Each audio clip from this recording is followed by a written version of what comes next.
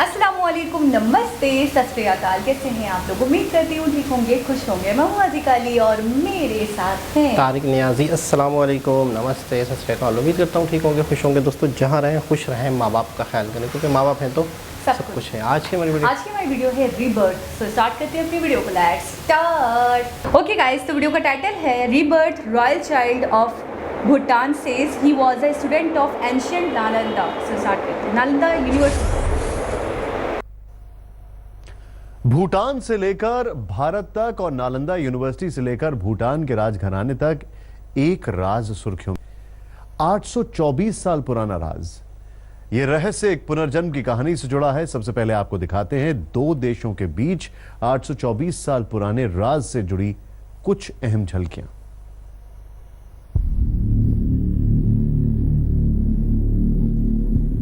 भारत से भूटान तक सबसे बड़ा राज। दो देशों के बीच पुनर्जन्म का रहस्य। 3 साल का राजकुमार,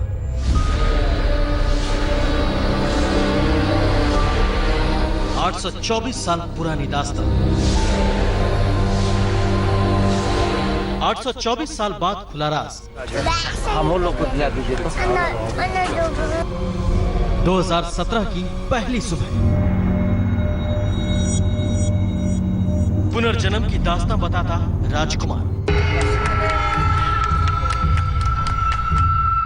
बुद्ध की तरह ध्यान लगाता मासूम। राजकुमार को देखकर हर शख्स हिल गया। पुनर्जन्म की कहानी राजकुमार की जुबानी।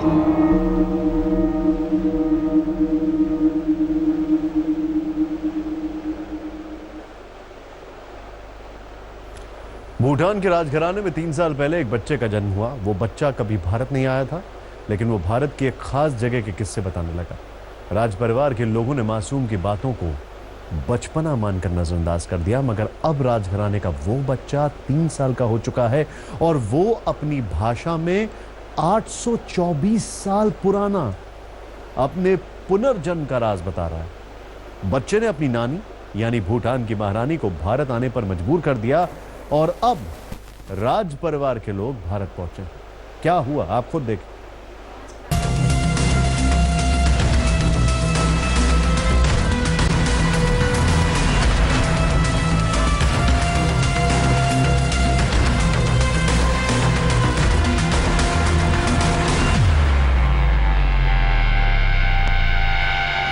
इन छोटे छोटे कदमों में एक बड़ा राज छिपा है।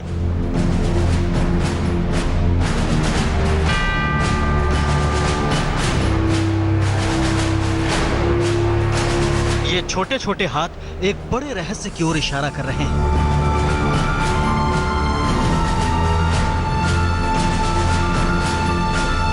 इस बच्चे की आंखों में 824 साल पुराना सच जिंदा है।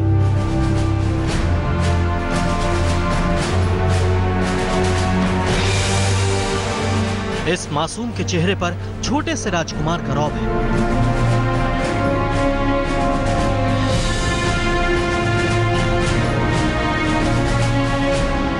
बुद्ध की तरह साधना करने का हुनर है।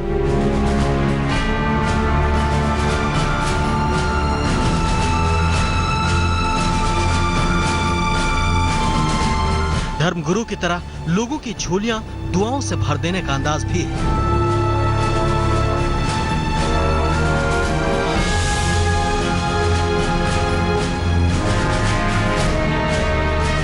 यही वो 3 साल का राजकुमार है जिसने अपनी जिंदगी के बारे में ऐसे ऐसे राज बताए हैं जिन्हें जानने के बाद भूटान से लेकर भारत तक लोग हैरान हैं। 800 साल से ज्यादा पुराने शख्स के पुनर्जन्म की कहानी क्या है?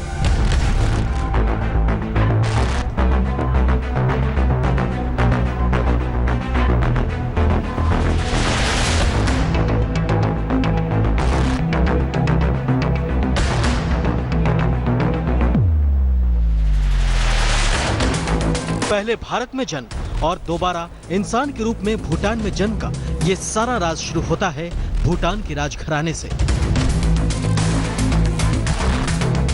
भारत से भूटान और फिर भूटान से भारत, पहले भारत में जन्म और फिर भूटान में पुनर्जन्म की ये दास्तां बेहद दिलचस्प है।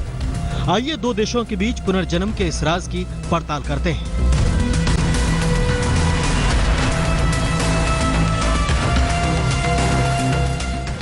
तीन साल के इस बच्चे का नाम है ट्रुएक वांगचुक।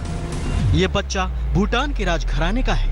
ये भूटान की महारानी। ये जानकर आपको हैरानी होगी कि तिब्बती धर्मगुरु के लिबास में इसी बच्चे की बदौलत भूटान का राजघराना उसे लेकर बिहार की नालंदा यूनिवर्सिटी लेकर आया।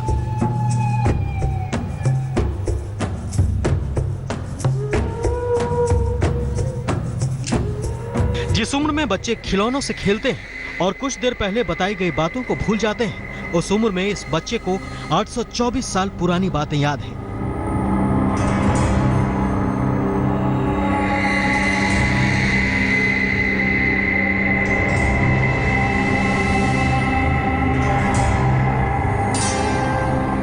ट्रुएक वांगचुक के साथ उनकी नानी भूटान की महारानी दोरजे वांगचुक और मां सोनम देचन वांगचुक 1 जनवरी 2017 को बिहार की नालंदा यूनिवर्सिटी में दाखिल हुई। सेवादारों के कंधे और गोद में सवार बच्चे को देखने के लिए यूनिवर्सिटी में भारी भीड़ जुट गई। मालूम हुआ कि यह बच्चा 824 साल बाद पुनर्जन्म लेने के बाद यहां लौटा है। इस बच्चे ने और राज परिवार को बताया कि नालंदा यूनिवर्सिटी से इसका बेहद गहरा नाता है। महारानी के दोरजी वांगचुक के नाती ने 3 साल की उम्र में नालंदा यूनिवर्सिटी के तमाम खंडहर को पहचान लिया। पहली बार भारत आने पर 3 साल के बच्चे ने नालंदा जैसी विशाल यूनिवर्सिटी में अपने अतीत को पहचानने का दावा किया। ये देखकर सब हैरान रह गए।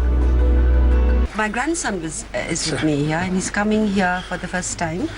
And today, I think it's a very, very special day because of the fact that he's a reincarnation of Virochana, a great master who studied in this absolutely ancient and the greatest of great universities of the ancient world. And today he recognized the place. He said that it's turned into ruins.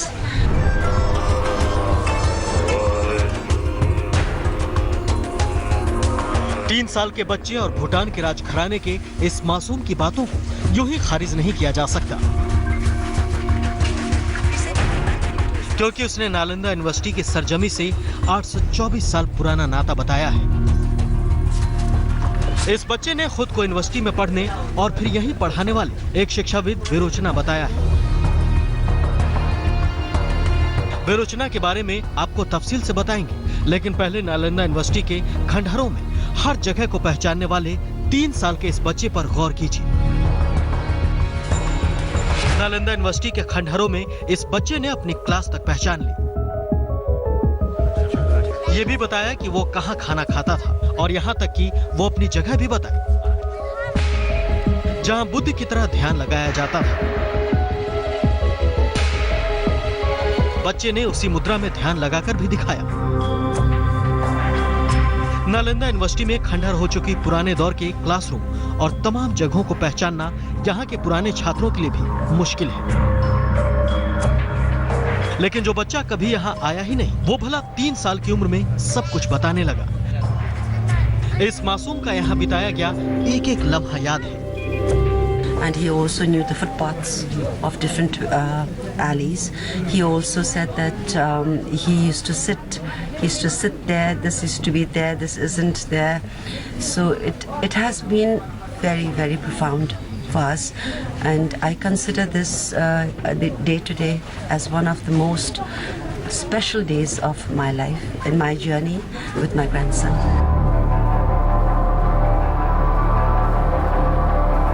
बौद्ध धर्म के कई तपस्वी नालंदा आते हैं। हजारों छात्र यहाँ बौद्ध धर्म की शिक्षा लेते हैं और दुनिया भर में शांति का पैगाम देते हैं। उनके सामने लोग आदर से सिर झुकाते हैं, मगर भूटान के 3 साल के बच्चे ने जिस जगह से नालंदा के साथ अपना रिश्ता बयां किया है, उसने तमाम लोगों को नतमस्तक होने पर मजबूर कर दिया है। लोग इस मासूम को ईश्वर का रूप मानते हुए सिर झुका रहे हैं। कि नालंदा विश्वविद्यालय में पढ़ने वाले छात्र पुनर्जन्म लेकर आज नालंदा को फिर से देख रहे हैं। ये बता रहे हैं अपने आप को कि मैं किस मुद्रा में कहाँ रहता था, किस तरह से कहाँ लोग रहते थे, और यहाँ की हिस्ट्री को जो है ये बता रहे हैं। और इनका उम्र अभी 3 साल का ही है। नालंदा के खंडहरों में इस बच्चे ने पुनर्जन्म के जो रिश्ते जाहिर किए हैं, उसके बाद हर कोई हैरान है कि क्या सच में 824 साल बाद यहाँ के शिक्षाविद विरोचना का भूटान में पुनर्जन्म हुआ है। रंजीत कुमार सिंह, नालंदा, आज तक।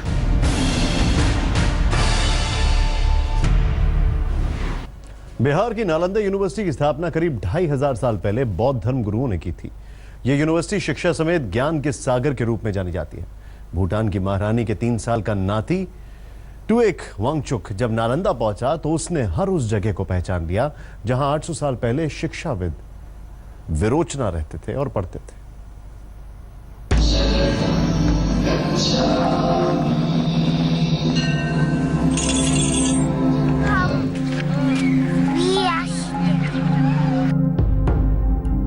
भूटान के राजघराने के इस बच्चे के लिए नालंदा यूनिवर्सिटी जैसी विशाल जगह जानी पहचानी मालूम हुई। ये पुनर्जन्म की कहानी है या नहीं, ये भले ही पुख्ता तौर पर नहीं कहा जा सकता, लेकिन बच्चा जिस तरह से यहाँ घूमता रहा, जिस तरह से विरोचना के रूप में यहाँ अपनी क्लास और ध्यान लगाने वाली बातों के बारे में बताता रहा, वो सब देखकर हर कोई ये मानने को मजबूर हो गया कि इस बच्चे का नालंदा यूनिवर्सिटी से जरूर कोई कनेक्शन है। भूटान से भारत की नालंदा यूनिवर्सिटी तक पुनर्जन्म का दावा करने वाली ये कहानी 3 साल पहले शुरू हुई थी। 3 साल पहले भूटान की महारानी के नाती का जन्म हुआ। महारानी दोरजी वांगचुक की बेटी सोनम को बेटा हुआ। सोनम के बेटे का नाम टुएक वांगचुक रखा गया। टुएक वांगचुक ने नालंदा यूनिवर्सिटी के बारे में बताया। राजघराने के लोगों ने टुएक की बातों को नजरअंदाज किया। 3 साल का होने पर टुएक नालंदा के बारे में साफ बताने लगा। नालंदा का जिक्र करने पर परिवार के लोग भारत आए। बिहार की नालंदा यूनिवर्सिटी में टुएक को घुमाया। टुएक ने 824 साल पुरानी चीजों को पहचान लिया। टुएक ने खुद को नालंदा का शिक्षाविद विरोचना बताया। नालंदा यूनिवर्सिटी के लोगों ने विरोचना की बात की पुष्टि की। ये भूटान के महाराज के नाती हुए, ये अपनी माँ और नानी के साथ आए हुए हैं। ये विद्यार्थी जो है, इनका नाम बेराचना लोचना। बेराचना लोचना जो नालंदा विश्वविद्यालय के छात्र थे, उन्हीं का पुनर्जन्म हुआ है और वही फिर से यहाँ आए हैं, यहाँ भ्रमण करने के लिए। ये हमारे अपने आप में बड़ा दुर्लभ बात है ना। नालंदा के लिए सौभाग्य की बात है। सिर्फ भूटान का राज परिवार ही नहीं, बल्कि 3 साल के इस मासूम से मिलकर नालंदा यूनिवर्सिटी के लोग भी असमंजस में हैं, क्योंकि यहाँ आकर जिन जिन जगहों पर यह बच्चा गया, वहाँ 800 साल पहले पढ़ाई होती थी। बच्चे ने जो भी जगह पहचानी और जो कुछ भी बताया, वो 100% सही निकला। नालंदा यूनिवर्सिटी में विरोचना नाम के शिक्षाविद हुआ करते थे और अब ये बच्चा दावा कर रहा है कि वो विरोचना ही है। रंजीत कुमार सिंह, नालंदा, आज तक।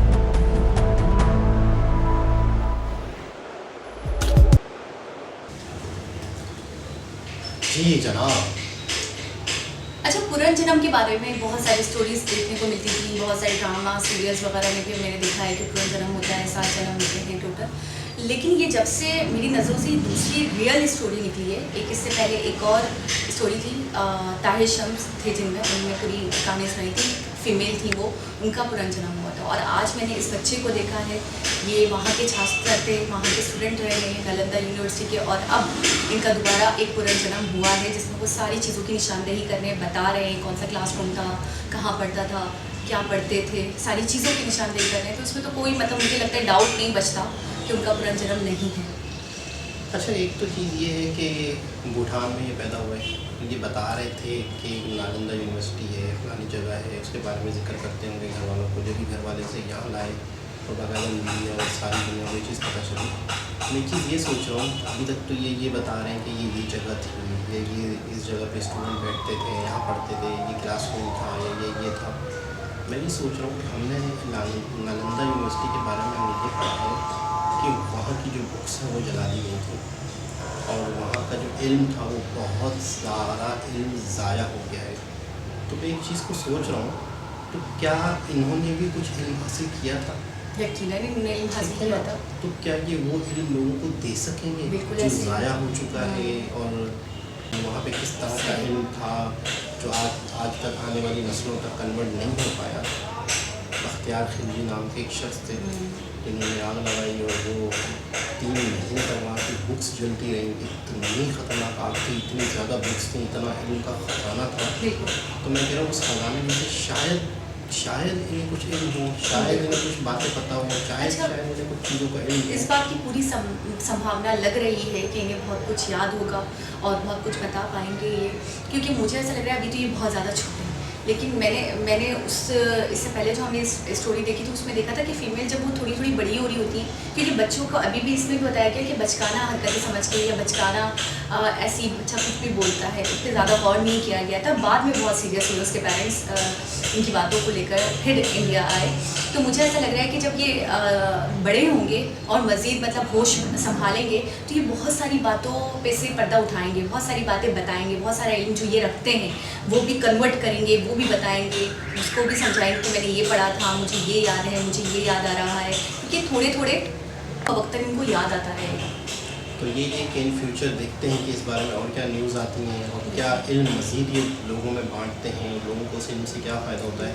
तो ये भी एक बहुत बड़ा, मैं कहता हूँ, एक नसीब की बात है, एक सौभाग्य बहुत ही बड़ी बात है इंडियंस के लिए, वहाँ के लोगों के लिए, कि कोई ना कोई पुरानी चीज़ें लोगों को दोबारा मिलेंगी जिससे मज़ीद दुनिया वालों को, लोगों को फ़ायदा होगा। अच्छा इंसिडेंट है भी 2017 का, हम 2022 में बैठे हैं, तो अब तक तो काफ़ी बड़े हो चुके होंगे पहले से, और मज़ीद मतलब अपने इर्द गिर्द के लोगों को बहुत कुछ बताते होंगे, बहुत कुछ उस दौर के बारे में, क्योंकि 824 साल कम नहीं होते, बहुत पहले की बात है।